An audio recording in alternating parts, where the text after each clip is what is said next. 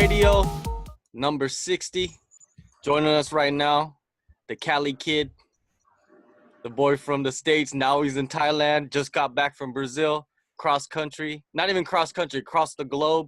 He's flying everywhere, choking people out, guillotines and all that. Hinger teen, right? Josh Hinger? The Hinger teen! For sure. What's going on? What's up? And, of course, my co-host. In the house. Yes, my co-host, the wine connoisseur. Yeah, as always. The wine connoisseur. The one that knows his reds and whites. I'm happy to be episode 60. I don't know whites. I only know reds. But it is crazy. It's episode 60. It is, man. We've had some unique people on. You know what I mean? But I think Josh is the first jiu-jitsu guy to come on. Galvao wasn't on this podcast. He was just a separate interview that you did. Yeah, it was just a separate interview for another site over here. So he wasn't on the podcast. So, you know, it's always good to sit down with people. And I know that you have so much that you can contribute to the podcast. So let's start with I like to talk some shit. Yeah, let's start with why'd you go to Thailand? Why are you over there? Why are you in the sun and having fun? Honestly, I came to Thailand to hang out with Alex the Shield. The what? The Schlibib. Schlibib? That's what I used to call him back in It's funny, I learned something new. I've never heard that. Alex Schlibib. Because I could never say his name correctly. I knew it was something. so I would say, hey, excited about this. I would say, hey, Alex Schlibib. And then it turned into Schlibbins McBibbins, and then eventually just turned into McBibbins. Wow, this is interesting. No, I just came out here to hang out with my buddy Alex. And that's some evolution of a name right there. Yeah. That's how nicknames evolve. Schlibbins McBibbins. And I wanted to do some seminars in the region. I had been to Thailand before, but I never really saw it. I just went to Bangkok for about a week and partied, and I don't remember anything. Bangkok will do that to you. Yeah. So I wanted to actually see some other parts of Thailand, hang out. I just finished a training camp for Noogie Worlds, which is in December. And I needed a break. I needed like a real break because I killed myself last year competing. So I told How many times did you compete? I had about 67 matches last year. Shit. Yeah, it's a lot. It was a lot, bro. That's insane. Yeah. Injury free? I got some aches and pains, but nothing major. Just like fingers and toes, and my knee is a little achy. My elbow got kind of fucked for a while, and I don't know what was wrong with it, but I couldn't extend it all the way, and I couldn't touch my shoulder. But after some time off, it got better. 67 times.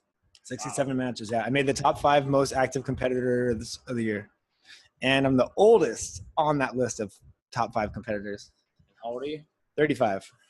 Which is like still in your prime. I'm pretty old compared to other full-time athlete jiu-jitsu fighters. Hey, how old is Kyotera? I don't know. I think he's younger than me though. Is he? Because isn't he retired now? He retired from Nogi Worlds specifically. Okay. He's still going to go after the world title in a gi, but he won Nogi Worlds 10 times. So I think he's just done with it. Yeah, he just looks young too. Yeah. And he's a wizard.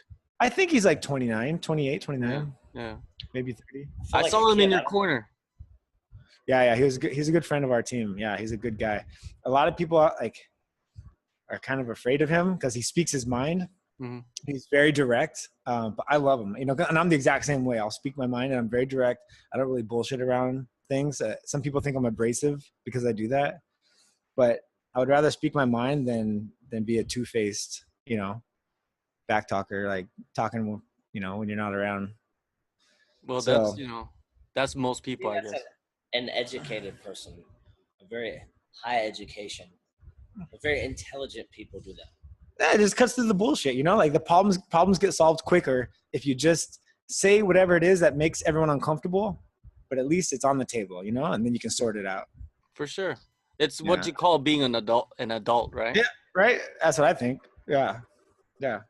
But Kyle does that too, and so a lot of people are kind of afraid of him. They think he's abrasive, but I love the guy, you know, and I was honored. I was honored to have him in my corner. No doubt, man. Like, he is a legend. He is. Yeah. If you know anything about jiu-jitsu, he is a legend. Like, he is crazy on the ground. It's just amazing. Dude, he doesn't have an ounce of muscle on him. Yeah. He's pure technique, you know? Just pure technique. And you know he's a diabetic? Oh, I didn't know that. Yeah, he's got a severe case of diabetes. He cannot really train for more than an hour at a time, as I was told.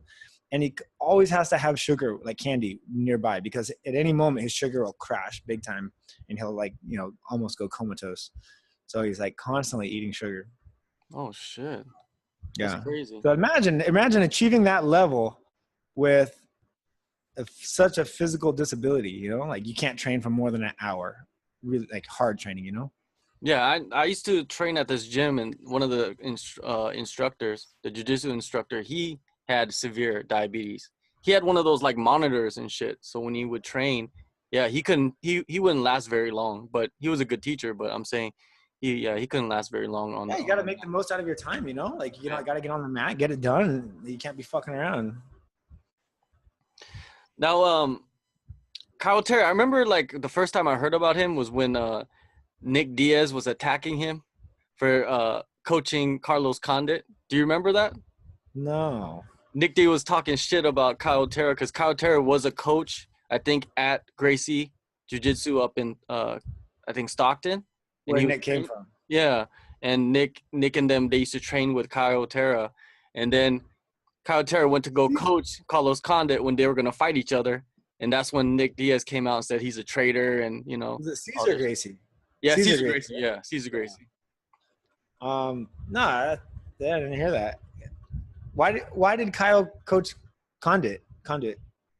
I guess Condit just went to him and said, Asked him? Yeah, like, could you coach me in jiu-jitsu? So, you know, Kyle Terra went to go coach him. But I think he already left Cesar Gracie way before that ever happened. So, yeah, if he already started his own association, who gives a fuck? Yeah, but you know the Diaz brothers. Do you know that? No, Diaz brothers, no. They're like they're street kids. They're like, it's like you're part of their gang if you're with them. So if you leave and shit, you know, you two ways to get out. If you leave the gang, you deserve to die. Yeah. Remember in Strike Force when they just like got down, like everybody was like a brawl in the cage? Yeah, I think that was the Mayhem Miller. Yeah, that was insane. Yeah, they went crazy. Like, could you imagine doing an interview with one of the Diaz's? It'd be like, I would be on edge the whole time. Just like, say one thing wrong, you're gonna right, get you socked. say one thing wrong, and then he's like, yeah. Gonna bust out his nunchucks. I heard he doesn't even live in California anymore. He lives in Vegas. And he's not even training. Which one? Nick. What about Someone Nate? I know was in Vegas recently, and then he saw him there, and he talked to him, and he was saying like, I live in Vegas, like I don't train really. Hopefully he's got enough money and sponsorships and shit like that. He don't have to he just does what he wants. For sure. Now going back to ACB, right? How did, like, with the ACB thing, you know, you're in the gi. Yeah. You know, you're known for the no gi. You know, since you're the no gi world champion. How do you, when you make a comparison between the gi and the no gi, which do you prefer? I prefer a gi. You prefer the gi to compete? Why is that?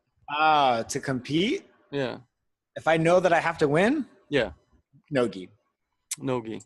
Yeah. But I prefer training in a gi. Why is that? Because it's just more fun. It's a lot more fun. Really? It's more creative. It's way more fun, bro. It's less of a fight. It's more of a grappling match. It's more cerebral. You got to think more. It's not so much of it as scrambly, you know, like the way I see nogi is like 30% of everything you could do in a gi. Like if you looked at a gi, there was 1,000 moves you could do in a gi. There's only 300 you can do no gi. Mm-hmm. It's just a lot more interesting. It's more fun, and it's just less physical abuse on your body. Like you can control the opponents better. There's less scrambling and slapping and less head clubbing.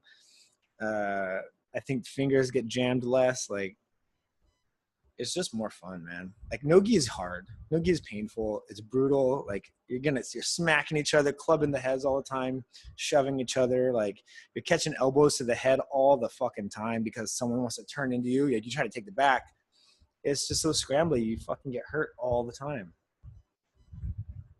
The gi is just more, it's more of a chess match. There's levels to this shit, apparently. Dude, I'm telling you, I've been doing no-gi my whole life, since I was 14 years old. I'm 35 now, 21 years of no-gi grappling, including wrestling, my wrestling years. And I'm good at it. I just have more time into it, you know? I've been training with a gi for 8 years. But I also like challenges, you know, and the gi is very challenging to me because no gi to me is quite easy. Like I can control most people pretty easily no gi. But the gi is like, there's a lot, I have a much harder time competing with people. So it's more of a challenge. There's a lot more to learn. There's more guards to play. Do you think that at least in the MMA, like when people always say, or jiu-jitsu coaches for MMA say like, oh, you need to work in the gi because it'll tighten this up or tighten that up. Do you think that's accurate? Yes. But I don't know about the word tight. I don't know if it tightens people up. Like, imagine this. Imagine if I can get on your back and with a gi on, right? And I can go over your shoulder, grab the collar, and I can come under your armpit and grab the other collar. If you could escape that, no gi, it'll be fucking easy. I don't have collars to hold on to. I don't have a belt to hold on to. I don't have anything to hold on to. So if you can escape anything while you have a gi on, you're going to escape it no gi so easily. It works your core a lot harder, man. When someone's holding your pants and your collar and you're trying to force your way through a position, you're squeezing your core so strong that when you do it without the gi, without those restrictions, it's cake. You know, it's like doing sprints with a parachute. Mm. You know what I mean? Yeah. Parachute sprints. You know what I'm talking about? Yeah. Take that parachute off though, and that's like the best analogy I have is like parachute sprints. So in ACB, you were competing in the gi. Now, with the gi and the system that they use now is they have rounds instead of just like one straight full 10 minutes usually, right? Yeah, they're doing an MMA format. Yeah, MMA rounds, format. 5 minutes, 1 minute breaks. What's your opinion about that? I love it. You can completely fuck up one round and come back and get a fresh start. The scoreboard gets erased, right? Come back in the second round, it's 0-0. And then what happens if you win by points in a round, they judge the round 10-9, just like in MMA. If you win by more than 7 points, it's a 10-8 round. Mm. If you dominate the guy, you know? If you submit the guy, it's over. It's a knockout. So if you lose one round, it's a 10-9, right? And then you win the next round, it's also a 10-9. It doesn't matter if I only won, let's say I lost the first round by 2 points. Second round, fresh start. And then I win by 6 points. We're tied still. It doesn't matter even if I made 6 points and he made 2 points in the previous round. It's still tied 10-9. We both have a 10-9 round, right? So it's like 19 each. And then the third round is the deciding round. It's pretty cool. It's interesting. Yeah, it's different. No one else does this. It's completely different rule set for jiu-jitsu. No other organization does this. It's kind of changing the game though, you know, like combining those two, you know, worlds together, like the MMA format with the jiu-jitsu. Do you think the no-gi, have you done the no-gi in that format? So yeah, I'll explain. What they did is they signed a bunch of athletes for 2-year contracts, okay? The first year was last year, 2017. And what they did is they did a Grand Prix in the gi for 6 different weight classes, okay? And I'm the 85 kilos division. So I lost first round in the gi it was 1 year ago, it was in January. I lost to a guy named Gabriel Arges. He's the middleweight world champion. Really close match. I lost the first round by points. We had to draw the second round. We had to draw the third round. And so he won, right? Mm-hmm. So because I lost in the first round, I got matched up with another guy who also lost in the first round this past weekend, right? So they create the matches this year based on how you performed in the Grand Prix last year. Mm-hmm. And how you performed in the Grand Prix sets your pay scale, right? So I get paid a certain amount for each of the super fights. We call them fights. I don't know if you agree or disagree with that, but we do. Because in Portuguese, it's luta, and luta translates into fight. Okay. So we had a match last weekend, And so basically, the champions faced champions, or there's a number one contender. It's just like MMA, like you have a number one contender, you have a champion, and you have people that are working the way up the ladder, trying to win and get to the top. So I haven't been doing very well in the gi lately, or last year, but I'm the no gi Grand Prix champion, which was in September last year. Okay. So last year were the 2 Grand Prix, right? They had the first half of the year was just gi, 6 weight classes, gi Grand Prix. In the second half of the year, they did 6 Grand Prix no gi. Okay, it's 65 kilos, 65, 75, 85, 95, and then over 95. And they did 2 weight classes at each event. So they put 75 and 85 together on the same weekend. So now this year, we're in the second year now. Grand Prix are done. Now they're just making super fights, just straight jiu-jitsu super fights, but they're making the matches based on performance. Oh. So I have 3 super fights that I have to do in the gi until June. As soon as we hit June, we're done with the gi, and then we're going to switch over to no gi.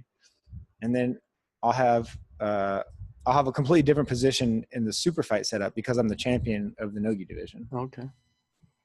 Now, that's pretty. The way that they set that up is, cool, like very interesting. You know what I mean? Like very intricate and detailed of like how they match people up. I think it's a good system that they're working on right now. Now they're not dumb, because they do ACB MMA, so they're very familiar how to run an MMA organization, right? Yeah. This is how MMA works, right? You have a list of competitors; they're all ranked, and then you make matches based on performance, right? Yeah, but it's cool with the gi and the no gi. Yeah. That's even it's almost like a season. It's like the beginning is gi and the next season is no gi. Like collegiate and then like freestyle for wrestling. All around the world, January to June is gi season. And the Worlds happens in June. In the gi, the Worlds happens in June, and then it's over, and then everyone switches to no gi. And then it's no gi for the second half of the year from July till December, and then no gi Worlds is in December, sometimes November. So these are the 2 seasons of jiu-jitsu. Right before winter. Yeah, I know, right? No gi in the winter sucks. Mats are cold, bro, and you don't have a gi to keep you warm. I live in San Diego, bro. We don't have winter.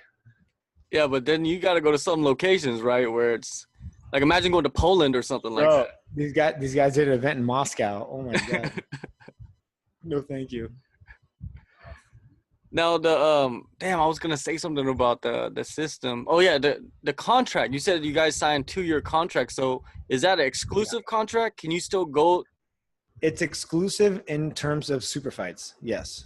But you can still go to like ADCCs. Yeah, I can do tournaments. Mm-hmm. I can do IBJJF tournaments, ADCC tournaments, but I cannot sign up for any super fights. Like for example, even Alex asked me to do a super fight for a CM sub series, and I couldn't do it. Especially with all the Chechens walking around. Oh, you and we could have done a little, a low-key just spot. Exhibition. You don't think someone would be with their camera, in the corner, filming exhibition. it? That shit was going to be on Instagram. That shit would have been on Instagram instantly. They'll probably tag ACB, too, Yeah. No, man. Josh Hinger faces great jiu-jitsu specialist, George Hickman. The great gi specialist, George Hickman. Alex is gonna bring my gi tomorrow, and I'm gonna do gi for sure. A lot of people didn't sign up. ACB contacted a lot of really great jiu-jitsu competitors, like the best guys in the world. A lot of them said no. They didn't want to sign an exclusive agreement. I don't know what they were thinking, because if you look at the contract, the numbers that ACB pays are quite large for the industry. It's not as big as MMA, but it's large. And there's some guys that are fighting these other events that I know they're not getting paid more than a few $1,000s to show and a few thousand to win. And I just didn't understand. Maybe it's a sense of freedom that they want or whatever. But now they see that ACB pays really well, and now everyone's coming crawling back. They're like, "Come on, let me in, let me in." I have all my teammates, bro, all want in the ACB.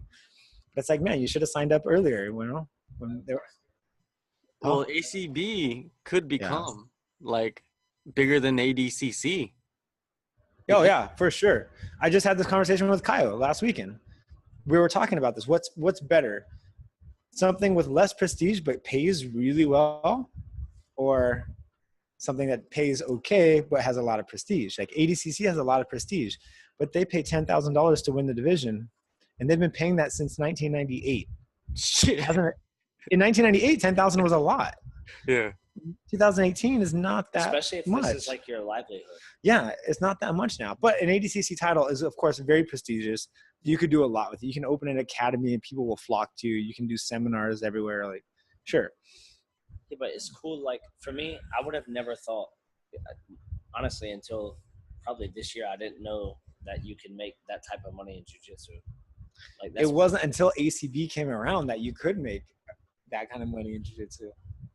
But that's for like, it's pretty cool because it's like a whole completely. It's like so close to MMA, but again, so far away from MMA, and it's pretty cool that like now because of, I don't know if you would say because of MMA, but jiu-jitsu is huge now, and now there's like it's worldwide, and now it's it's just like MMA and jiu-jitsu are linked. This is without a doubt, yeah, right? sure. Without a doubt. It was Royce Gracie's appearance at UFC that just blew everyone away, and everyone was like, "Oh, what is this jiu-jitsu?" And now it's like everyone, like police officers, like it's just like a go-to thing.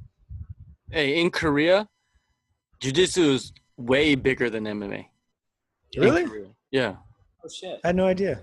Yeah, like MMA is, it's like, it's niche, to be honest with you. There's a couple of promotions, one's kind of big, but jiu-jitsu, when you have a tournament, like there's a tournament almost every weekend. No shit.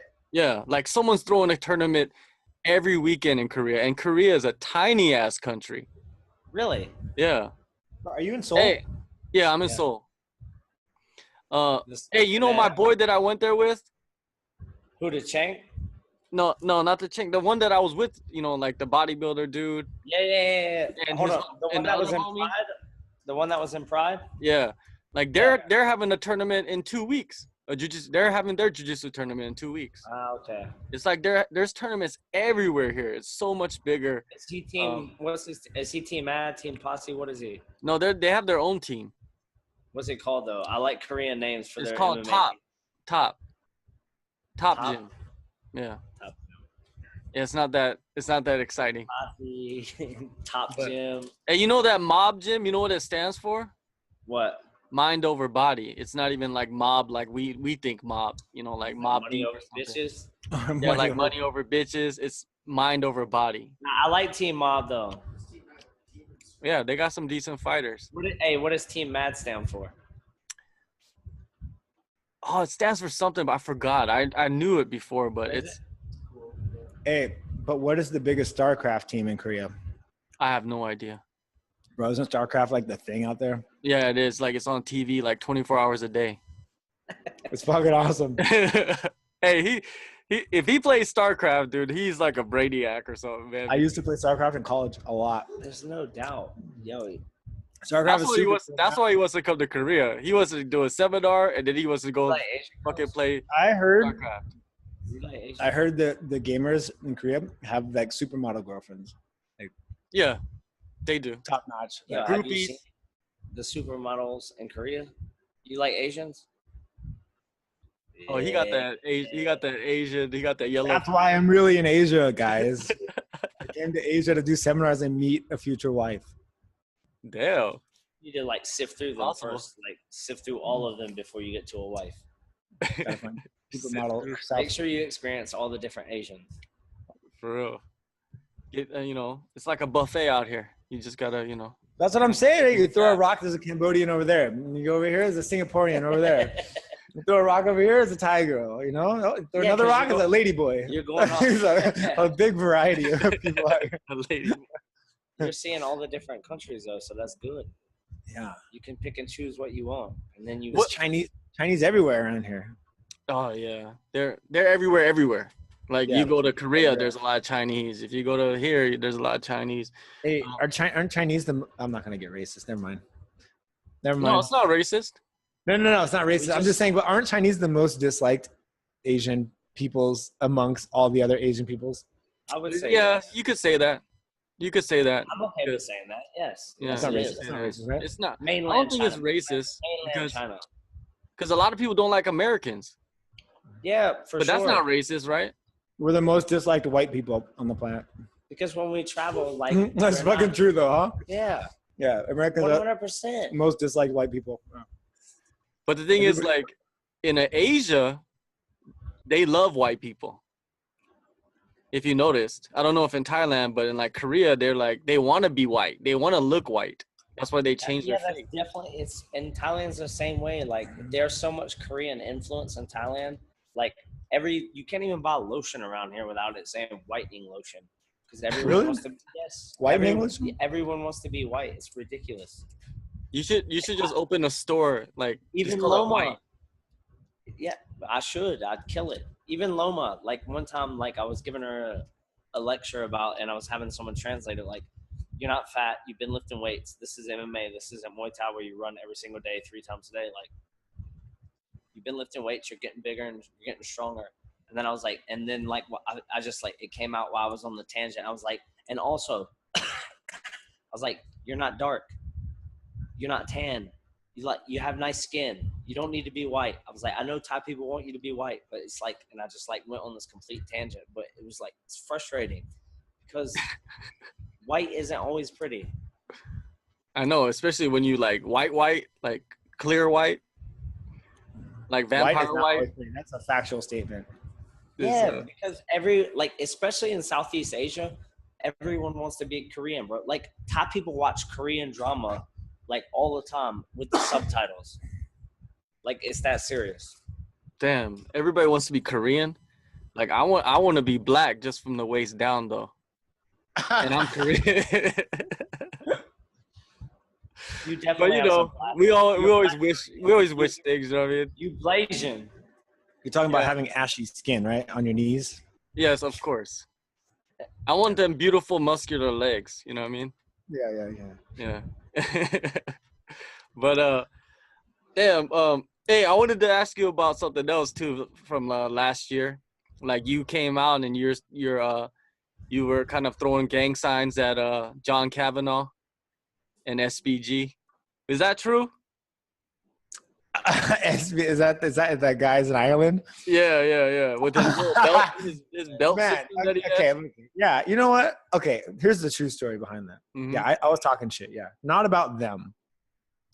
I had a conversation with the guy from FloGrappling, the editor, because I write for FloGrappling every month, right? So I talk to the editor all the time about topics. And what happened is that there's a jiu-jitsu guy in Florida named Cyborg Abreu, and he has a belt system that has an extra belt that we don't really have. Normally it goes white, blue, purple, brown, black. He does. Sorry, gummies are coming back up. He has white, green, blue, purple, brown, black. Okay. Now green is a belt for kids. It's in the kids system. Yeah. And the fact that he's giving it to adults is kind of weird, right? Worse yet is that what was released was a list of his belt promotions for December, and it had a price next to every belt. What? So people are paying for their belts, and it's not a small price. It was like $150 for your green belt promotion, $200 for your blue belt promotion, $300 for your purple belt, $400 for your brown belt. What? And maybe $500 for your black belt. It is unheard of. No, it's not unheard of, but it's completely shunned upon that you pay for your belt promotions, right? You earn the belt, bro. You pay monthly to train there, and then you earn the belt. So someone leaked this. And to be honest, I think someone leaked it to one of my teammates, and my teammate leaked it to the public. Mm-hmm. So this is a big hoopla about, like, you know, one, that he's charging people such ridiculous. If you want to charge them $50 for the cost of the belt, fine. $400 for your brown belt or black belt, that's crazy. You know, and of course they're going to pay it, right? You're going to pay it. You want your black belt, right? You want your brown belt. You're going to pay it. But it's ridiculous. He's just making money on people's, like, desire to progress through the belt system. So, so I thought it was bullshit that there's a green belt and he's making people pay for it. You know, it's not even a real belt. Yeah.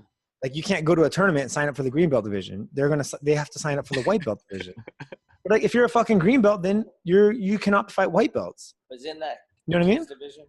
Yeah, it's a kid's belt. Yeah, that's why it's so confusing.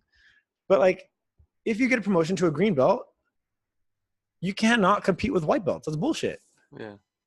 That's like, it's like putting an intermediate person against a beginner. It's bullshit. You can't do that. But that's what they do. They give green belts and they say, but oh, if you go to the tournament, you're going to compete as a white belt. You're not, because you're not a blue belt yet. So then I was talking to Hal. Hal is from the UK. He's the editor, my buddy. He's from the UK. So he made this reference to SBG. And I went on their website and I saw their belt system. They have white belt, and then it's like a white belt with a blue stripe down the center, like a little bit of blue, you know, and the next belt is a blue belt with a white stripe down the center. There's a little more blue, and then a blue belt. So they added 2 belts, 2 bullshit belts to their system. And I just posted it on my Facebook page, and I was just like, man, this is bullshit. Like, what is this nonsense? You know, are you a white belt or are you a blue belt? Because you cannot be a white/blue belt and then still compete with white belts. And that's what it said on their website. It says they're still competing in white belt divisions. Like, motherfucker, if you're not a white belt, if you're a blue fucking half belt with a white stripe, that's the division you should be competing in. But that doesn't exist. So, motherfucker, you can't compete. Or you're sandbagging. It's bullshit. Yeah. So I posted on my fan page, and then, of course, like, one of the tabloids grabbed it and fucking blew it up into something that was not. Like, I wasn't saying anything about SBG. But I used their picture from their website, but I cropped everything out. So there was no reference to their gym at all. And then they put that same picture with the SBG logo on the top because it was the original. Yeah. Tabloids took it. Tabloids. Motherfuckers trying to stir up shit, you know? Yeah. It's calling a McDojo or some shit like that.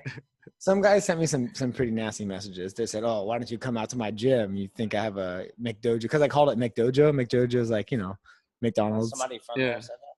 McDonald's dojo. Yeah, someone from Ireland under that system. Not that, maybe not their headquarters gym, but another gym that's linked to them sent me a message and was like, oh, you should come on out to my gym. I'll show you what's up. Then, it's like, bro, whatever. Yeah. Well, you said that it's manipulating industry standards, and I'm all for industry standards. I'm all for them being like, but there's so much infighting in jiu-jitsu now with all these different federations, and people are creating federations over here. And it's not just even like in the States. It's in Brazil. It's in Korea. Like, there's a dude here, a black belt, and he was charging $2,500 to get your blue belt in 3 months. Is that Korean or American? In like, I'm transferring the currency into dollars. That's U.S. dollars. Yeah, U.S. dollars. And I was like, damn. When I heard that shit, I was like, damn, this dude is like making cat. Like that's a dojo. I feel like blue belt in 3 months is like quite a big program now, isn't it? Like worldwide. I'm not gonna lie, guys. I got my blue belt in 4 months. Yeah, but no, but when you're paying for it from the beginning, no, I didn't pay a dime. I've never paid. Like, I've never paid for a belt, and I've never paid. As it should be. That's like respectful. I've never paid for anything ever. But like, exactly. I feel like any place that has the white belt to blue belt in 3 months. And look, I'm not a jiu-jitsu guy. I like rolling, like no gi, but like I'm not like a true jiu-jitsu person. But I just feel like if you have that program, that's a money getter for sure. And I kind of see that, like, you know, props to the money, but obviously we see like the, you know, the true side of things.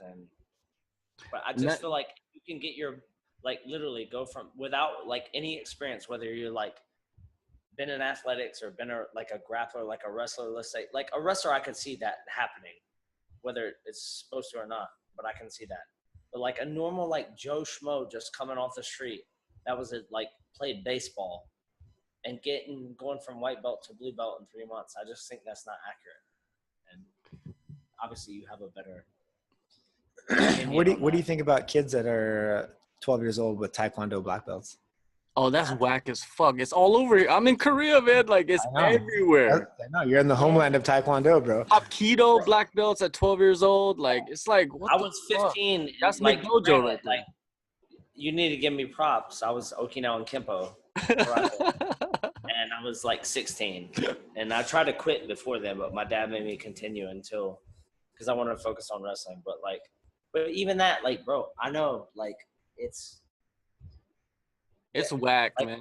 yeah, because So let's talk about this in a different industry. What do you think about wrestling? And what if wrestling had some kind of system, a ranking system, right? Because Belt right now there's yeah, not necessarily belts, but you can maybe a singlet system or a wrestling shoe system Okay. or like shoelace system or something. I don't know actually where you're going with this, but it's interesting. Do you think it would help the industry or hurt it? That's why the belt system exists in jiu-jitsu.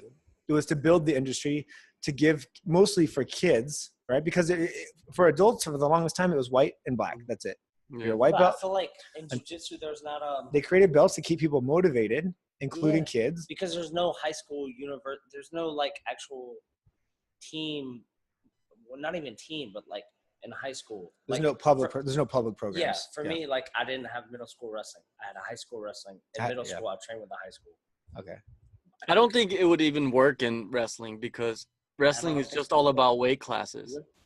But why? But think about it. They have the freshmen, the frost-off team, JV, and varsity. Is that not the same thing? But then you would like put them at some kind of level in each grade. Varsity guys fight levels. with varsity guys, right? Yeah. JV guys fight with JV guys. This is the same thing as blues and purples. I just blew George's mind. Varsity guys, no, I think that's good, but varsity guys wrestle with. Okay, it doesn't fucking matter what word we use. Fighting does not necessarily require. A bit. Can you fight traffic? Yeah. Does that mean you're running around punching cars? No, fighting does not require punches. Do you fight with your girlfriend? Yes. Do you punch her? Very good point. Yeah. You fight with your parents. I'm sure. So anyways, you're not punching your parents. You can compete at that level. Yeah. Varsity guys wrestle with varsity guys. JV guys wrestle with JV guys. Yeah. So it's really the same. They're just not wearing anything that represents their current status technique wise. Yeah. What do you think about like judo black belts that go into jiu-jitsu and then they give them automatically a purple belt? Because I've seen that happen before too. Is it purple? I would agree that they should get a blue belt. I don't know about a purple. I'll go with that. I agree with that. All right. Because Well, you can't give them a white belt. They would fucking destroy and hurt every white belt. well, there was a judo Olympian in Korea, and they gave him a blue belt automatically, right? Which is kind of cool, whatever. Because he's a judo Olympian, man. Like he went to the Olympics, and then he went. You gonna tell us he got fucked up? No, and then when he went to fucking some local tournament as a blue belt, and just crushed everybody. Killed everyone, huh? Yeah, what was it? Open weight division, like weight class, blue belts. It's one thing if you're a blue belt in judo. If you're an Olympian, that's next level. Like that's. You got a point. That's like. Do you think you should be competing if you're a blue belt and you're Olympian in judo and you go to these local tournaments? That's kind of whack, right? People are talking mad shit. They should have probably purple belt would have been appropriate for him. Because there's a difference between a judo black belt and a judo Olympian black belt. Big difference. Yeah, it's jiu-jitsu has been becoming like the other martial arts in many ways, but it still has some of the original flavor to it. And we need to hang on to that original flavor, like the people that are like in the industry that are like the people out there speaking their minds and stuff. They gotta like you said, like they shouldn't have this shit. They shouldn't have green belts and all this bullshit because why? It's not traditional standards. Yeah, they don't fit. They don't fit anywhere in the competition scene. If they want to stay in their own gym for the rest of their life, and that's fine. I don't really care. That's none of my business what they do. But if you're gonna go to the competitions, you can't do that. For sure, man. It's jiu-jitsu, like even here, it's just so much fighting between each other. Teams and federations. Yeah. I feel like it's like so MMA whack. is like MMA is so popular. Like obviously jiu-jitsu is very popular. But like MMA is so popular, I think because of jiu-jitsu, but jiu-jitsu is so like much more profitable than MMA. Like MMA is not profitable. So okay, thank you. This is what I was talking to Tariq about. You guys know Tariq, right? Yeah. You know Tariq? MMA is not profitable. Like if you have a promotion. I asked him, what are you gonna do? What are you gonna do when you're done fighting? What is the next step? What do you do? As a fighter. Open an academy, right? Yeah. when you're done fighting. That's what you got to do. And if you're going to do that, because you've honed your skills at this and this and that. If you're going to do that, you need to be a jiu-jitsu black belt. Fair one. That hits home with me. Right? I mean, sure. No, I'm sure they honestly. you can teach them wrestling. You don't need a belt to teach wrestling. You don't need a certification to teach boxing. But I think for jiu-jitsu, you need to be a black belt. So, if you're teaching MMA, if you have an MMA academy, you don't need to be a black belt. I'll answer. You don't have to be a black belt. Do you really have to be a black belt to teach? But it's nice to have a black belt around. Oh, of course. I would say, coming from my wrestling background and feeling like I have enough MMA experience and striking and whatnot, yeah, you don't need it. No, you don't need it. But again, like, you know what? Like Alex, Tariq, they all say to me, oh, you should train in the gi because imagine what you could do if you had a black belt. And I'm like, yeah, well, I don't need a black belt because I have, the wrestling background and da-da-da-da-da, and like it transfers to grappling and I'm a good grappler. But at the end of the day, to be honest, if I was a black belt, it would look a lot better on my resume than, Yeah, you don't not need having it. You don't need it, no, for sure. But then what do you think about like Eddie Bravo's system? Like he has a no-gi belt system. Yeah. I'm a no-gi guy, but I'm not keen on that. I don't want to say anything bad, but that team, I have some personal issues with that team. Not that I've ever had a personal problem with anyone on that team. But I feel like they are quite the haters of anyone else that's not them. You know what I mean? Mm-hmm. But I've heard a lot of them say that everybody hates them, but I don't think anyone gives a fuck about them, to be honest. Yeah. I think I agree. They're haters though. They accuse like people like me, IBJJF competitors. They accuse us of being stallers and boring, and we practice in training to win by advantages. You know what an advantage is? Yeah, of course. I would. They say we practice to win by advantages, which is complete fucking nonsense. I made the top 5 list of highest finishers for the year. Number 3, me and my teammate, we tied for number 3. We have 82% submissions and out of all of our wins. None of them from that team made that list. But they're going to talk shit like, oh, we just fight for points and we want to fight for 2 points, take them down in the stall. So, I don't know, bro. If I was competing, I'd be like, hell yeah. I was all up, just hanging in your guard. They're not doing shit. They're no-gi. If it was real life, I would have been smashing you. I'm just going to say they're no-gi specialists that haven't won a single no-gi anything ever. Yeah, you definitely are you're a finisher. Like if you just got to look at the numbers. Last year I was number 3 best finisher in the world. Yeah. For black belts at the adult level, not masters, not masters. And that's same in masters wrestling. That shit don't count. If you want to include my master, I had 14 masters matches. If you include those, my percentage goes up, but you can't. It's like, that's considered not professional level. What a ledge for even saying that. For real, because how many people have you heard before say like, "Oh, I'm a world champion," and then you look and it's Masters division. Master 4. I've heard that shit in wrestling 1,000 Blue times. belt Master 4 in 2007, but they're still a world champion. What do you like? Like something you see in jiu-jitsu a lot is like when some people go out and compete, but they don't have no one to compete against, so they just win. Oh my god. You take that podium picture, right? Yeah. Take that podium picture with their gold medal, but you don't realize they didn't have any matches. Yeah, fuck that. I wrote a fucking article, an entire article about this. It's called "Beware of False Champions with Medals They Don't Deserve." Look it up. It's on FloGrappling. Guys, in case you didn't know, he is an author for FloGrappling, so you can check that out. Oh, for sure. I wrote an entire article about this because I got so pissed off when I see people do this, man. They go up there because, look, especially in the IBJJF, you have options. If there's no one in your division, you can receive a full fucking refund. Or you can let them keep your $100 and they'll let you get on the podium and claim your $5 gold medal. And people do this. They forfeit their $100 so they can get their gold medal and sit on the podium. And then on their resume, they'll put like 37-time IBJJF medalist. you know, but 36 of those were, or 34 of them were single man brackets. Shit.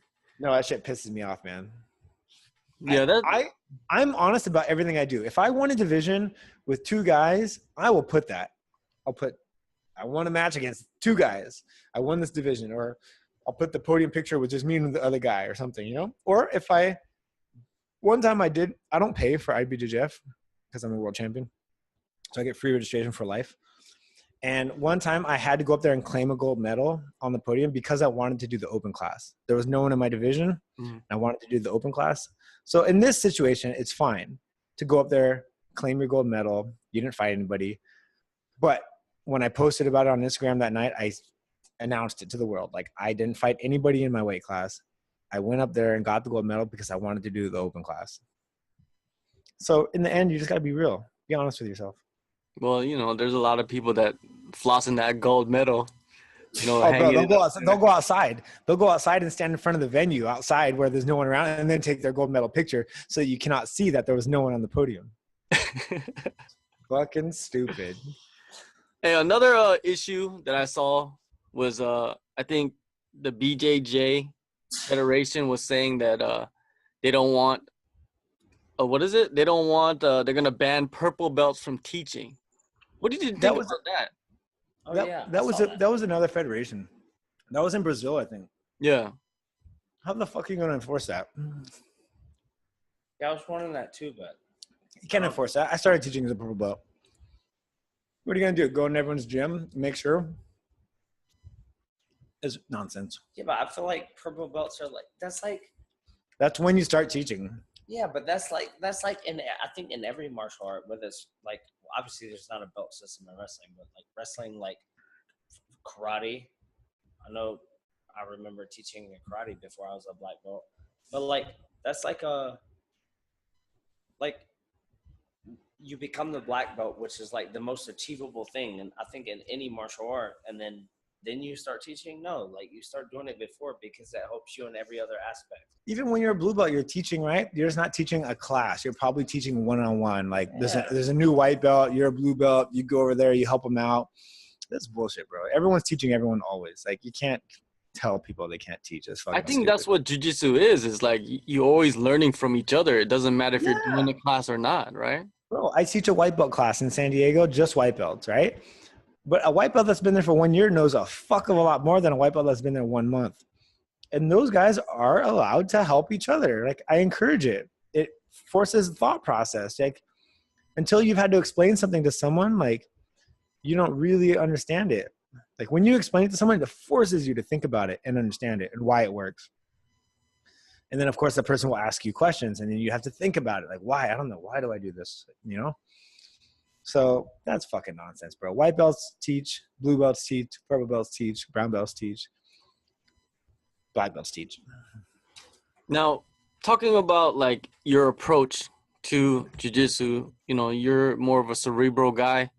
So when you before you fight or before you go into a match, like in your mind, where is it at? Like, can you explain that to me?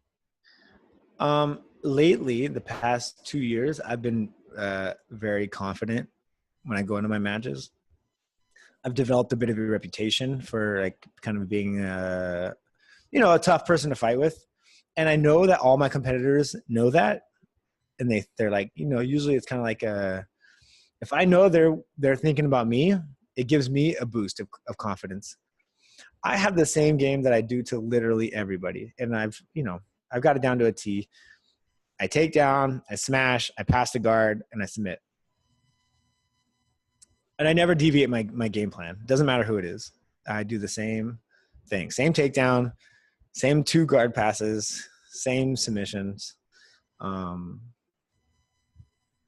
I've done it so much, and I've done it to so many guys that I have supreme confidence in myself. Like, I know I can do it to anyone. So I don't have too many nerves anymore that I have to deal with. I know a lot of people deal with anxiety in matches. But the only way to get over it is to compete a lot. That's why I have 67 matches, man. I told myself last year that I'm going to compete as much as I possibly can. And I did the whole year. And it helps, man. Like it really is. It is true. The more you do it, the easier it is. You know, I don't get nervous. I don't get tunnel vision when I'm out there. I don't get a cloudy mind. I can think clearly without any problems. You're saying that you have like a set plan when you go out there, take down, smash, pass the guard, choke them out, right? Now, they know you're going to do that. You know you're going to do that, right? So eventually, when do you think that you're going to like, okay, I'm going to evolve and do something else? Is there going to be a point, do you think, like as you get older and you're, you know, like maybe your body doesn't move as much or you're not as strong? Is that when you change your game, or are you always thinking about, I'm going to change my game, like I'm going to add something? Because of course you're a black belt, you know everything. But I'm saying I have a takedown that I love to do to everyone. If it doesn't work, I have a second takedown that I go to, and I have a third takedown that I go to if that doesn't work. Do you care to share those takedowns? Everybody knows my sweep single.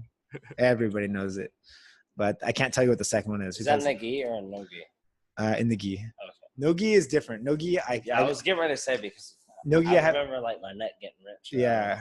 No gi, I don't shoot on people because guillotines are too prevalent. You know, I hand fight and I club the head a lot. I just upper body. Props to him for. I clubbed George in the head a lot. Yeah, he clubbed me a lot and like kind of took me out of my game. And I was like, yo, why is this guy doing this? This motherfucking jiu-jitsu guy. Yeah, I know how to hand fight really well. We spend a lot of time hand fighting at home. Like we just do rounds of hand fighting over and over. And that is a huge thing in college wrestling. So yeah, props to them. Yeah. Galvao, he loves wrestling. You know, we do a lot of wrestling. It's important. He embraced the importance of wrestling. A lot of academies don't, but my coach did, and I think this gives us a huge upper hand over other academies. I would agree with that 100% after rolling with him only one time. Now, training with, you know, Galvao, legend, dude, like straight up. Like you cannot deny that status from him. No. He made history. Yeah, like it'll be hard to kind of be at that level for any. It'll take 10 years for someone to accomplish what he accomplished if they have the best 10 years of their life. I mispronounced his name earlier when I said it, and he had to correct me. But yo, dude's rolling around. When I YouTubed him, like LTZ Tahoe, he's doing good. And props to him for all that he's achieved. He's all over the world. Like he has seminars in every corner of the world because everybody knows him. They want him to be there. He's the man. Yeah. You can't but training with him in San Diego. Why did you decide to like just to go with Atos with him? Because I was in graduate school for a while in Indiana. I was studying finance and Central Eurasian languages. And he would come out there twice a year. George, why are you laughing at me? Oh, I love him. So I would come out there twice a year and teach a seminar, and he would always train with me. And we always had the best roles, like super competitive, super tough roles. How long ago was this? Not to interrupt you. 2011. All right. Yeah, it was right after he won his double gold at ADCC, right? 2011. And like 7 years ago. He came to Indiana. It was his first stop after he won that tournament. And we had that's where I met him, and we did our first roll together. And we got along really well. And then afterwards he said, Josh, you have to come to San Diego. I'll make you a world champion. And I was like, oh, that sounds like pretty much the greatest thing ever. But I got like this school thing I got to do. I got one more year of school to finish. I got like student loan debts. I can't just walk away from this. You know, I got to finish it. And he'd come back 6 months, do another seminar, and he'd tell me, Josh, come on, you got to come to San Diego. I need you to come out here and train with me. I'd be like, okay, but I got to finish school, you know? And then I finished school. And what did I do? I turned down my job offer, drove my car back to San Diego, and surfed on people's couches for 6 months because I wanted to train with Andre Galvao. So I was homeless for like 6 months, bro, just bouncing around houses and couches and shit. And he told me it was only going to take, he said, just give me 1 year and I'll make you a world champion. And it worked. It happened. But it took 2 years. But goddamn, like Andre Galvao was telling you to come to him. Like he doesn't say that to everybody. Like he's probably seen like thousands and thousands of dudes like at his seminars, and Yeah. they come to you and say, hey man, you need to come to me, you need to come with me, and you'll be a world champion. That's big confidence right there in you and Yeah. in himself. Like, I could take you and, you know, make you into what he is. Yeah. And plus Galvao, he's, you know, like we said earlier, he's a legend, man. He's so good at like explaining things. While he was here, he was very good at like, and he's very It was- personable. Like, Yeah. he's Yeah. easy to talk to when you Nicest guy ever. talk. Yeah. For sure. They can talk to him about anything. He's one of my best friends. I've told him like the most personal things ever, you know, and he's really good at listening, and he doesn't give you shit. He gives you really good advice, and he like speaks from the heart, you know. He's not a bullshitter. Like, he's a genuine human, you know, and it's rare. It's hard to find, especially with someone that has such a celebrity status, you know. Yeah. Well, Bro, we were on the subway in Moscow one time, and some fucking random people were just like, "Oh, you're Andre Galvao." Bro, on a subway in Moscow. He's worldwide. for sure. Like, who do you think? Because, you know, Andre, he fought MMA. You also did fight MMA in the Yeah. past. And who do you think? Like, do you watch a lot of MMA? Nope. Nope. None. Nope. Some. Why do you not watch MMA? I don't know. I don't watch a lot of jiu-jitsu either, though. Oh, okay. I'm just not really a watcher. What sports do you watch then? StarCraft. Yeah. Okay. He's into Shout that. out to Korea. Let's go. Yeah. I'm just He kidding. wants to come over here and try out that VR and all that shit too, huh? I have watched StarCraft competitions. They have whole channels out here for that. Yeah. You are a nerd. I don't really like watching sports. I like to do it. I'm a doer. Now, Yeah, what's but you the? just, like, film and shit? How long do you think you're gonna compete for? You know, like, is there like a timeline that you have? And is there something else you want to do? Because, you know, you have education. You're very, Life you know, planned out. intelligent. What's next? I want to compete for 2 more years and then open an academy. In what state? California. In the same place? Like same No, city? I'll be more north. Like maybe Santa Barbara. Bro, he's definitely the type of guy who's got his whole shit planned out. Somewhere around Santa Barbara or like San Luis Obispo, like central coast of California. So I can still drive back. I can still drive to San Diego to train if I want. I'm still within driving distance of all the big tournaments. But I'm far enough away from the main jiu-jitsu center. And then you could train your next world champion. Yeah. I'll still compete at this point, but I think I'll compete masters when I do this. So you just smash everybody. The masters get pissed when I do their division. I do it sometimes because our team is so big. Sometimes there's too many of us, black belts. Yeah. We needed to haggle over divisions. Like, okay, I'm going to go middle. You're going to go medium heavy.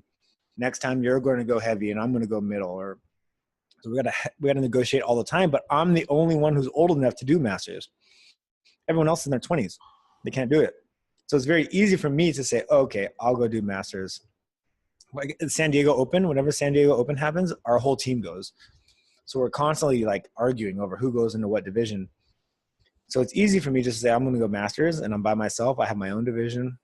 I don't got to worry about like meeting my teammate in the finals or anything.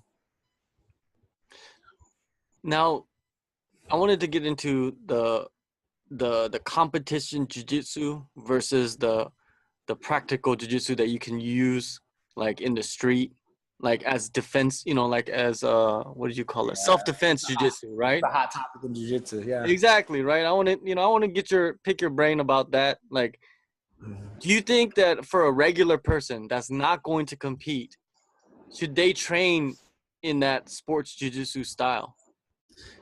Yes. Because sport jiu-jitsu encourages positional dominance and control of the opponent. Right? I'm not saying they should fucking stand on their head and do something stupid, inverted guard. But like basic competition strategy is take your person down, pass the guard, mount them, and submit them. This will work just as fine in a fight. I don't think you even need jiu-jitsu for a fight. I think you just need to wrestle. You with me, George? 100%. All you need is a fucking double leg to win a fight. That's all you need. And then Or just some, sick like, ass suplex. Yeah. Like, it's all you need. So you don't even need jiu-jitsu. Like, you just need to learn how to do a fucking double leg and you're going to win. I've only been in one street fight in my life. It was against 2 Irish guys in Vietnam. They tried to jump me. And I just fucking double leg both their asses and I double legged them and literally just jumped on top of them and beat the shit out of each one of them. There was no jiu-jitsu involved. But what sport jiu-jitsu will teach you is balance, conditioning, right? Mhm. It'll teach you how to keep a cool head when you're under pressure, right? How to manage your anxiety. Mhm. This is important, right? In a fight. It's huge. If you can keep your cool in a fight, you're probably going to do much, much better than if you're like freaking out. You've never been in a competition in your life. Nothing creates anxiety like jiu-jitsu competitions or MMA competition, any kind of competitions where you're going to spar someone live. You get a really high level of anxiety and stress, and you have to learn how to deal with that. And that is way more important than what techniques you're going to execute during the match or during a confrontation. I agree with that 100%. Just people will win fights if they're in good shape. You know what I mean? And doing sport jiu-jitsu will put you in phenomenal shape and your balance will be amazing. Most humans, bro, you can just like kick their foot and push them, they fall. You know what I mean? Like their balance is garbage. So yeah, sport jiu-jitsu is going to enhance your body in every way, shape, and form that will prepare you for a physical confrontation on the street. As long as you're not so stupid as to do some ridiculous jiu-jitsu move that's impractical, like spin upside down and try to like triangle the person from your head. No, man. Like my white belts don't learn that shit. I teach white belts. I teach them how to take motherfuckers down, how to smash them and pass the guard and mount them. This is what they do in the competitions. This is what we do in the training room. It's what they're going to do if they ever get into a street fight. So Hicks and Gracie needs to shut the fuck up, stop talking shit about sport jiu-jitsu. That's my next FloGrappling article. I'm actually going to write an article next month on this exact topic. All right. Preview. There's been too many statements made publicly that sport black belts are not real black belts. Sport jiu-jitsu black belts are not real black belts. And 50% of sport jiu-jitsu moves are bullshit. Blah, blah, blah, blah, blah. Bro, worry about yourself. You know, let the rest of the world do. We're bettering ourselves. Like, shut your mouth. Yeah, I probably pissed some people off when I just said that, but I don't give a fuck. Man, it's other people can't say it, but what other people can say it and you can't say it. That to me, I'm not. A lot of people act like that. They act like, hey, I could say it because I'm this person. Yeah. But you can't say it because you're this person. It's like, dude, like everybody can say whatever the fuck they want. I'm not talking shit about self-defense jiu-jitsu, guys. More power to you. Do all the self-defense jiu-jitsu you want. Better yourself. Be a better human. Train jiu-jitsu. Be awesome. Get in shape. Build self-confidence. Yeah, fuck yeah, do it. But don't hate on what I do just because it's different from what you do. Same thing with 10th Planet, bro. Don't hate on the gi. Right? I hate the gi, but I'm representing right now. Don't hate on the gi. You know? Just because it's different from what you do. Makes me better at what I do. It makes me a better person. Challenges me. Ready. Alex, bring my shit. You know what I mean? All right. Before I let you go, man, I wanted to talk about one more topic with you, which was, would you ever get into like coaching MMA? Like, you got so much no-gi knowledge, and I think that in wrestling too. Like, would you ever coach MMA? Have you coached MMA guys? Would you ever move to another country and steal your job? Well, let's not get carried away. But would you ever move to another country and take on what you're really good at? I will do anything if the price is right. That's the best answer. Fair enough. Right? I'll go fucking skinny dipping with a bunch of ladyboys if the price is right. Do you think if you lived in Southeast Asia, you would have enough grappling partners to continue doing what you do? That's debatable. I would have to form. That's a letdown. No. I would have to change the training culture in my jiu-jitsu class to make it something that is productive for me.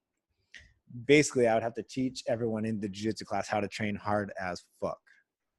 Because that's what we do in San Diego. Well, I'm sure we could keep getting that happening. Well, you have to come to jiu-jitsu class first, George. Alex has my gi tomorrow. George talking like he knows what happens in the jiu-jitsu class, but I haven't seen him in there once. 9 o'clock tomorrow. I'm gonna have my shit on. He's in the bushes. He's in the bushes. We rolled one time and he literally just like chin strapped me the whole time. My neck was bent one way and he was on top of me. It's not good. And then he never came It's back. pretty humbling, actually. Well, I'm not where just a can we jiu-jitsu see guy, you, man. Josh? I'm a grappler all around. Where can What's we that? see you? Like, are you doing any more seminars in Asia, or are you gonna? When's your next time you're gonna compete? Yeah. Those So, I'm taking a break from competition just for these few months. I missed the Europeans, and I did ACB, of course, the last weekend. So I guess that's that. ACB said they're putting on their next event in March. I'm begging them not to put me on that card because I'm traveling in Australia all of next month. Mhm. I'm not going to be training. If they want me to do it, I'll do it because I'm down. I would rather not because I wasn't prepared for my last match. Really, I was like 50% prepared, and then I won't be prepared for one in March. So I'll do some local IBJJF tournaments up until May. May is the World Championships. I will definitely be there. And also May is another ACB event. So they have one planned for March and they have one for May. One of these I will compete in, and one of them I think I will commentate. So that's where I'll be. Awesome, man. Yeah. Well, a lot of eyes are on you, and I think you like that. You like being in that position. I could see that you kind of embrace the moments. I'm achieving what I've always wanted to achieve.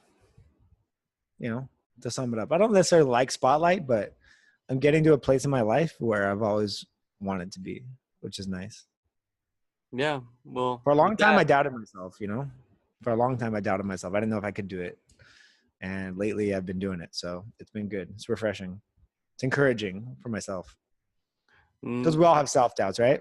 Of course. Right? Of course. All of us. We all have self-doubts.